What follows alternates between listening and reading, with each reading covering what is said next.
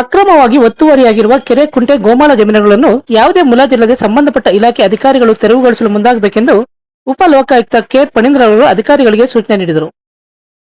ಚಿಂತಾಮಣಿ ನಗರದ ತಾಲೂಕು ಪಂಚಾಯತ್ನ ಸಾಮರ್ಥ್ಯ ಸೌಧದಲ್ಲಿ ಕರ್ನಾಟಕ ಲೋಕಾಯುಕ್ತದಿಂದ ಹಮ್ಮಿಕೊಂಡಿದ್ದ ಬಾಗೇಪಲ್ಲಿ, ಶಿಡ್ಲಘಟ್ಟ ಮತ್ತು ಚೇಳೂರು ತಾಲೂಕುಗಳಿಗೆ ಸಂಬಂಧಿಸಿದಂತೆ ಲೋಕಾಯುಕ್ತದಲ್ಲಿ ಪ್ರಕರಣ ದಾಖಲಾಗಿ ತನಿಖೆಗೆ ಬಾಕಿ ಇರುವ ಪ್ರಕರಣಗಳ ವಿಚಾರಣೆ ನಡೆಸುವ ಪ್ರಕ್ರಿಯೆಗೆ ಉಪ ಲೋಕಾಯುಕ್ತ ಕೆಎನ್ ಫಣೀಂದ್ರ ಅವರು ಚಾಲನೆ ನೀಡಿ ಮಾತನಾಡಿ, ಸರ್ಕಾರದ ಯಾವುದೇ ಇಲಾಖೆ ಅಧಿಕಾರಿಗಳು ಹಾಗೂ ನೌಕರರಿಗೆ ಸಾರ್ವಜನಿಕರಿಂದ ಯಾವುದೇ ದೂರು ಅಥವಾ ಅರ್ಜಿ ಬಂದಲ್ಲಿ ಅದನ್ನು ಮೊದಲು ಪರಿಶೀಲಿಸಿ ತಮ್ಮ ವ್ಯಾಪ್ತಿಗೆ ಬರುತ್ತದೆ ಇಲ್ಲವೋ ಎಂಬುದನ್ನು ಖಚಿತಪಡಿಸಿಕೊಂಡು ಒಂದು ವೇಳೆ ತಮ್ಮ ವ್ಯಾಪ್ತಿಗೆ ಬರುತ್ತದೆ ಎನ್ನುವುದಾದರೆ ಆ ದೂರು ಅರ್ಜಿಗೆ ಸಂದರ್ಭೋಚಿತವಾಗಿ ಸಮಯೋಚಿತವಾಗಿ ಆದಷ್ಟು ಶೀಘ್ರವಾಗಿ ಕಾನೂನಾತ್ಮಕವಾಗಿ ಪರಿಹಾರ ದೊರಕಿಸಿಕೊಡಬೇಕು.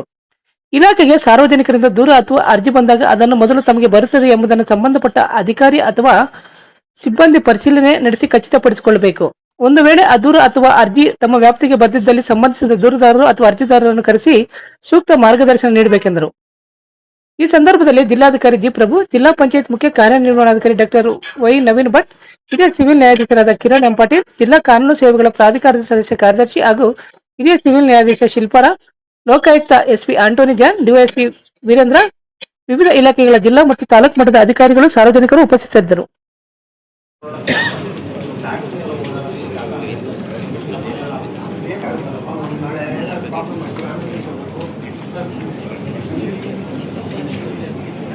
ಖಾಸಗಿ ಜಮೀನಲ್ಲಿ ಮಾಡ್ಕೊಂಡು ಮಾಡೋಕ್ಕಾಗಲ್ಲಪ್ಪ, ಅವ್ರಿಗೆ ಅಧಿಕಾರ ಇಲ್ಲ.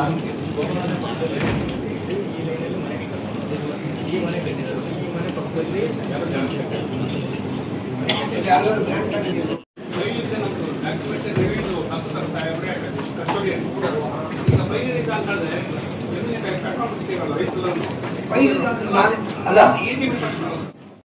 ಅದರಲ್ಲಿ ಒಂದು ಅಡ್ಜಸ್ಟಬಲ್ ಅಮೌಂಟ್ ಇರುತ್ತೆ, ಇನ್ನೊಂದು ರಿಕವರಬಲ್ ಅಮೌಂಟ್ ಇರುತ್ತೆ. ಗೊತ್ತಾಯ್ತು?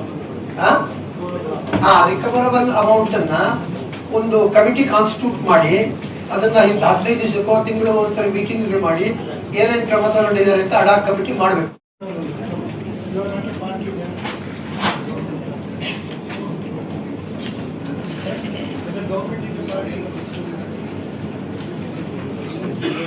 ಬರಲ್ಲ ಅರ್ಜಿ ಮೇಲೆ ಏನ್ ಮಾಡೋದು? ಈಗ ಕೊಡಿ, ನೀವು ಅವ್ರಿಗೊಂದು ಅದು ಲಿಬರ್ಟಿ ಕೊಟ್ಟು ಕ್ಲೋಸ್ ಮಾಡ್ತೀವಿ ಅಷ್ಟೇ ಅಲ್ಲ. ಇದರಿಂದ ಇದೆಯಾ